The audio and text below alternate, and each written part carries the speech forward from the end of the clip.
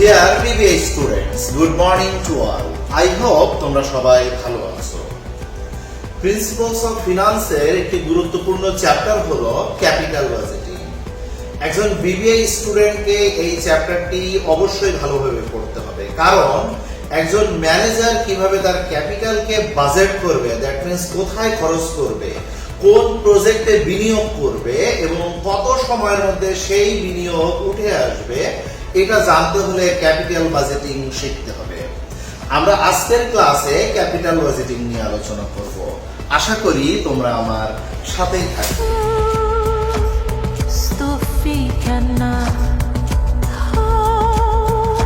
Capital budgeting এর অনেকগুলো technique আছে, যে টেকনিকগুলো ইউজ করে একজন ম্যানেজার সিদ্ধান্ত নিতে পারেন কোন পোর্টফোলিওতে ইনভেস্ট করলে সর্বোচ্চ রিটার্ন আসবে বা কোন পোর্টফোলিওতে ইনভেস্ট করলে সবার আগে রিটার্ন পাওয়া যাবে।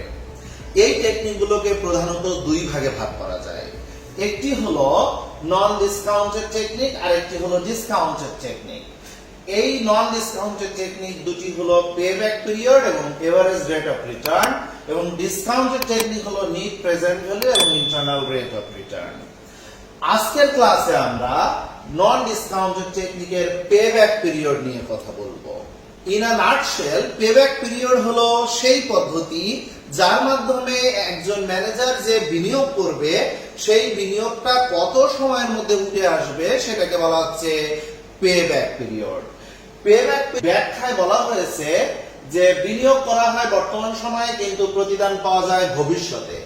ভবিষ্যতে প্রাপ্য নগদ আন্তঃপ্রবাহ বা ক্যাশ ইনফ্লোজ এর মাধ্যমে প্রারম্ভিক বিনিয়োগ ফেরত আসতে বা উঠে আসতে যে সময় লাগে সেটাই হলো পেব্যাক পিরিয়ড। ক্যাশ ইনফ্লোজ এর সমতা বা অসমতার উপর ভিত্তি করে পেব্যাক পিরিয়ড দুই ভাবে নির্ণয় করা হয়।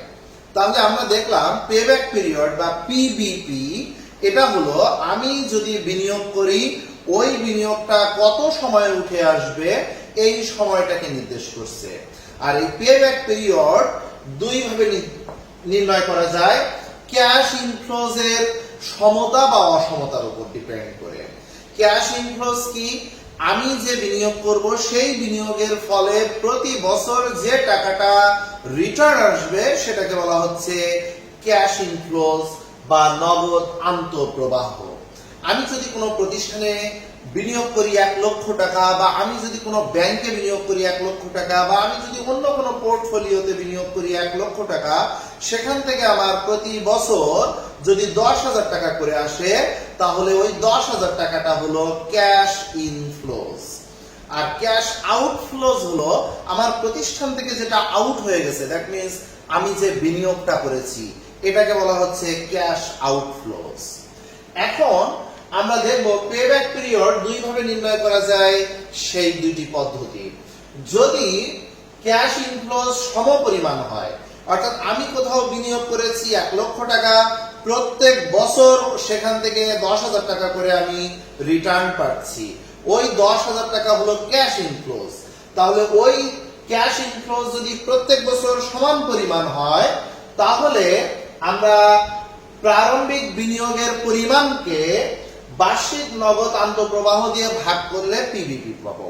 অর্থাৎ সূত্রটা এরকম, PBP equal to net cash outlay, অর্থাৎ এনসিও, যেটা আমার প্রতিষ্ঠান থেকে আউট হয়ে গেছে, অর্থাৎ এটাকে বলা হচ্ছে বিনিয়োগ। আমার প্রতিষ্ঠান থেকে যে টাকাটা বাইরে চলে গেছে, তার মানে আমার প্রতিষ্ঠান থেকে যেটা বিনিয়োগ করা হয়েছে, এর অনেকগুলো নাম আছে। এটাকে বলা যেতে পারে নেট ক্যাশ আউটলে, এটাকে বলা যেতে পারে নেট ক্যাশ আউটফ্লো, এটাকে বলা যেতে পারে ইনভেস্টমেন্ট, এটাকে বলা যেতে পারে ইনিশিয়াল ইনভেস্টমেন্ট, যে কোনো নামে বলা যেতে পারে। এটাকে ভাগ করব নেট ক্যাশ বেনিফিট বা এনসিবি, এটাকে বলা হচ্ছে ক্যাশ ইনফ্লোজ অর্থাৎ নগদ আন্তঃপ্রবাহ। এর আরেকটা নাম আছে, সেটা হলো সিএফএটি। সো আমরা এই সূত্র ইউজ করলে পিবিপি পেয়ে যাব। দেখো একটি প্রবলেম সলভ করি। ক্লাস প্র্যাকটিস 1, এখানে বলা হচ্ছে Mahima company estimates that it can save taka 28,000 পার ইয়ার। অর্থাৎ মহিমা কোম্পানি হিসাব করে দেখেছে যে এটা 28,000 টাকা করে প্রতি বছর সেভ করতে পারে in cash operating cost for next 10 years. পরবর্তী 10 বছর যাবত প্রতি বছরে 28,000 টাকা করে মহিমা কোম্পানি ক্যাশ সেভ করতে পারে if it বাইজ a machine at A cost of টাকা 1,10,000। যদি মহিমা কোম্পানি 1,10,000 টাকা দিয়ে কি মেশিন কেনে তাহলে 28,000 টাকা করে সেভ করতে পারে বা 28,000 টাকা করে ইনফ্লো আসতে পারে। No residual value is expected, অর্থাৎ কোনো ভগ্নাংশ মূল্য নাই, কোনো রেসিডুয়াল ভ্যালু নাই। রেসিডুয়াল ভ্যালু মানে সেলভেজ ভ্যালু বা স্ক্র্যাপ ভ্যালু, দ্যাট মিন্স ওই পণ্যটা ডেপ্রিসিয়েটেড হয়ে পরবর্তীতে লাস্টে যে মূল্যটা পাওয়া যায়, তো এখানে সেটা নাই। সো আমরা এই আলোচনায় আর যাচ্ছি না। বলছে কম্পিউট দা পেব্যাক পিরিয়ড, পেব্যাক পিরিয়ড বের করো। তাহলে দেখো প্রত্যেক বছর আমরা সমান পরিমাণ টাকা ক্যাশ ইনফ্লো পাচ্ছি 28,000 টাকা, আর আমাদের মেশিনের দাম হলো 1,10,000 টাকা। দ্যাট মিন্স আমি বিনিয়োগ করছি মেশিনটা কিনতে 1,10,000 টাকা, আর সেখান থেকে রিটার্ন পাচ্ছি প্রতি বছর 28,000 টাকা। দ্যাট মিন্স এখানে ক্যাশ ইনফ্লোজ সমপরিমাণ, আর যদি ক্যাশ ইনফ্লোজ সমপরিমাণ হয় তাহলে পিভিপির সূত্র হলো নেট ক্যাশ আউটলেকে ভাগ করব নেট ক্যাশ বেনিফিট দিয়ে। নেট ক্যাশ আউটলে অর্থাৎ আমি বিনিয়োগ করেছি 1,10,000 এবং আমি প্রতি বছর বেনিফিট পাচ্ছি 28,000 টাকা করে। এইটা ভাগ করলে যেটা হবে সেটাই আমরা ইয়ার্স দিয়ে অ্যানসার লিখব, কারণ পিভিপি একটা পিরিয়ডকে নির্দেশ করছে, একটা সময়কালকে নির্দেশ করছে, এর অ্যানসার ইয়ার্স দিয়ে হবে। আই থিংক তোমরা বুঝতে পেরেছো। এখন যদি ক্যাশ ইনফ্লোজ সমান না হয়, দ্যাট মিন্স আমি কোথাও ইনভেস্ট করেছি কিন্তু সেখান থেকে প্রতি বছর সমান পরিমাণ আমি টাকা পাই না, এরকম যদি ঘটনা ঘটে তাহলে কোন সূত্র ইউজ করব? তাহলে আমরা দেখো যদি বার্ষিক ক্যাশ ইনফ্লো সমপরিমাণ না হয় তাহলে আমরা যে সূত্রটা ইউজ করব সেটা হলো এ প্লাস এনসিও মাইনাস সি ভাগ ডি। এখানে কোনটার মানে কি আমরা একটু জেনে নিই। এ হলো previous year to full recovery, অর্থাৎ পুরো টাকা রিকভার হতে বা আমার যে ইনভেস্টমেন্ট সেটা রিকভার হতে, সেটা ফেরত পেতে যে ইয়ারটা আসবে তার আগের বছর, যে ইয়ারে আমি পুরো টাকাটা ফেরত পাবো তার আগের বছরটা হলো এ। এনসিও মানে অরিজিনাল ইনভেস্টমেন্ট, আমি যে টাকাটা ইনভেস্ট করেছি সেটা। সি হলো cumulative CFAT of previous year to full recovery, full recovery হওয়ার আগের বছরের কিউমুলেটিভ সিএফএটি। কিউমুলেটিভ মানে ক্রমযোজিত, সিএফএটি মানে নেট ক্যাশ বেনিফিট। এটা নিয়ে একটু পরে কথা বলবো। এরপরে ডি হলো সিএফএটি অফ রিকভারি ইয়ার, যে বছরে আমরা রিকভারি করব আমার ইনভেস্টমেন্টটা ফিরে আসবে ওই বছরের সিএফএটি। সো আমাদের এই সূত্র দিয়ে আমরা অঙ্ক করব। যদি ক্যাশ ইনফ্লোজ ভিন্ন ভিন্ন হয়, অর্থাৎ এক এক বছরে ক্যাশ ইনফ্লোজ এক এক রকম হয়, তাহলে আমরা এই সূত্র ইউজ করব। দেখো ক্লাস প্র্যাকটিস 2 তে বলা হয়েছে Seema company is considering investing in a project. Seema company ভাবছে ইনভেস্ট করতে একটা প্রজেক্টে in which capital outlay is 1,00,000 taka, যেখানে ক্যাপিটাল আউটলে মানে ইনভেস্ট করতে হবে 1,00,000 টাকা। Annual cash inflows are given below, প্রতি বছরের যে ক্যাশ ইনফ্লোজ বা নগদ আন্তঃপ্রবাহ যেটা ফিরে আসবে সেটা নিচে দেওয়া হলো। প্রথম বছরে আসবে 25,000, দ্বিতীয় বছরে আসবে 25,000, তৃতীয় বছরে আসবে 30,000, চতুর্থ বছরে আসবে 40,000, পঞ্চম বছরে আসবে 30,000 টাকা। দ্যাট মিন্স এখানে ক্যাশ ইনফ্লোজ যেটাকে বলা হচ্ছে সিএফএটি, এটি সমান নয়। এটি যদি অসমান হয় তাহলে অবশ্যই আমাদের সেকেন্ড সূত্র দিয়ে অঙ্কটি করতে হবে। তাহলে এখানে চেয়েছে হলো you are required to calculate payback period, PBP. তোমাকে পিবিপি বের করতে হবে। পিবিপি এর ক্ষেত্রে সিএফএটি যদি সমান না হয় তাহলে আমাদের যে সূত্র সেই সূত্রে সি আছে, ডি আছে, দ্যাট মিন্স সিএফএটি এবং কিউমুলেটিভ সিএফএটি বের করতে হয়। এখানে সিএফএটি আছে কিন্তু এখান থেকে আমাদের একটা কিউমুলেটিভ সিএফএটি বের করতে হবে। কিউমুলেটিভ সিএফএটি কিভাবে বের করব? আমরা একটা ক্যালকুলেশন টেবিল করব যেখানে ইয়ার এবং সিএফএটি যেটা দেওয়া আছে সেটা লিখব, এর সাথে আমরা কিউমুলেটিভটা করে নেব। কিউমুলেটিভ মানে ক্রমযোজিত, অর্থাৎ ক্রমে ক্রমে যোগ করা। যেমন এটা 25,000 আছে, 25,000 লিখলাম, কিন্তু এই 25 এর সাথে এই 25,000 যোগ করে যেটা হবে সেটা লিখবো 50,000। 50,000 এর সাথে এই 30,000 যোগ করে যেটা হবে সেটা লিখবো, 80,000 এর সাথে 40,000 যোগ করে যেটা হবে সেটা লিখবো, 1,20,000 এর সাথে 30,000 যোগ করে যেটা হবে সেটা লিখবো। এটাকে বলা হচ্ছে ক্রমযোজিত বা কিউমুলেটিভ, অর্থাৎ ক্রমে ক্রমে যোগ করে যে ফিগারটা হয় এটাকে বলা হয় কিউমুলেটিভ সিএফএটি। সো এইটা বের করে আমরা আমাদের সূত্র লিখব। সূত্র হলো payback period equal to a plus LCO minus C ভাগ ডি। এখানে দেখো প্রত্যেকটা আমরা অর্থ করে নিব। এটা হলো previous year to full recovery, full recovery হওয়ার আগের বছর। দেখো তো আমাদের ইনভেস্টমেন্ট ছিল 1 লাখ টাকা, আমাদের ফুল রিকভারি হয়েছে এখানে না এখানে 1,20,000 টাকা, এখানে 80,000 টাকা যখন, তখন তো আমাদের 1 লাখ টাকা উঠে আসেনি, অবশ্যই এখানে উঠে এসেছে। তাহলে এই ইয়ারটা কত 4, তাহলে এর আগের বছরটা হলো এ, তাহলে এই জন্য লিখেছি a ইকুয়াল টু 3। অর্থাৎ দেখো আমার প্রথম বছরে ফিরে আসছে 25,000 টাকা, দ্বিতীয় বছরে ফিরে আসছে 25,000 টাকা, তৃতীয় বছরে ফিরে আসছে 30,000 টাকা, দ্যাট মিন্স আমার তৃতীয় বছর শেষে ফিরে আসছে 80,000 টাকা, চতুর্থ বছরে ফিরে আসছে 1,20,000 টাকা। তার মানে আমার রিকভারি হয়েছে কোন বছরে? চতুর্থ বছরে। তা এই এর মানে হলো previous year to full recovery, full recovery হওয়ার আগের বছর, তার মানে a ইকুয়াল টু 3। ওকে, এরপর এলসিও, এলসিও অর্থ হলো অরিজিনাল ইনভেস্টমেন্ট, আমি ইনভেস্টমেন্ট করেছিলাম 1 লাখ টাকা।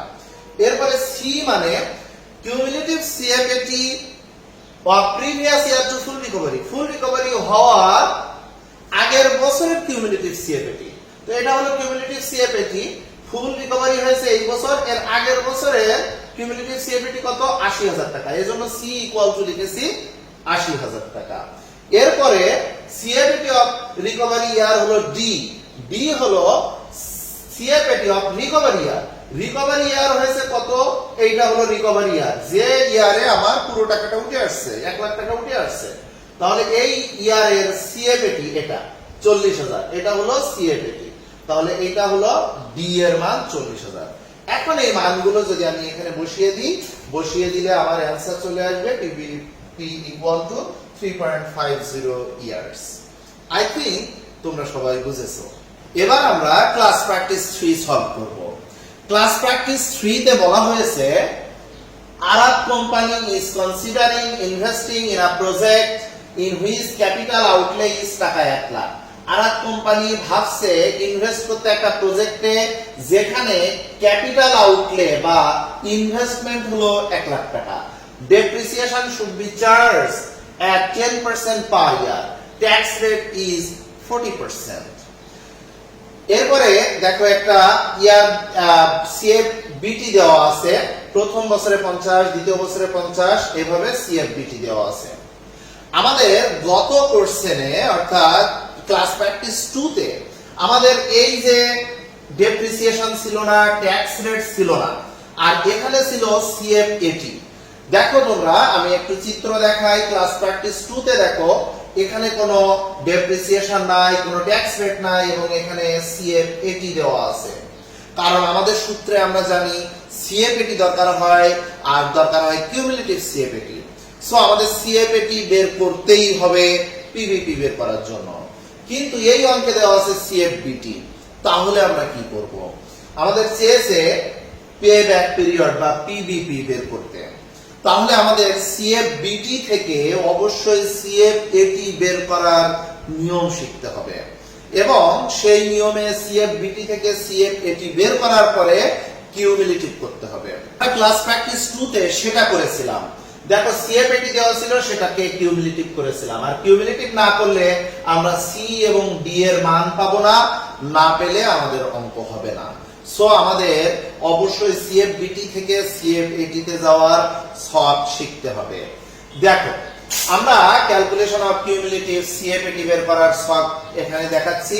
প্রথমত সিএফবিটি থেকে আমরা ডেপ্রিসিয়েশনটা বাদ দিব, বাদ দিলে পেয়ে যাব ইবিটি।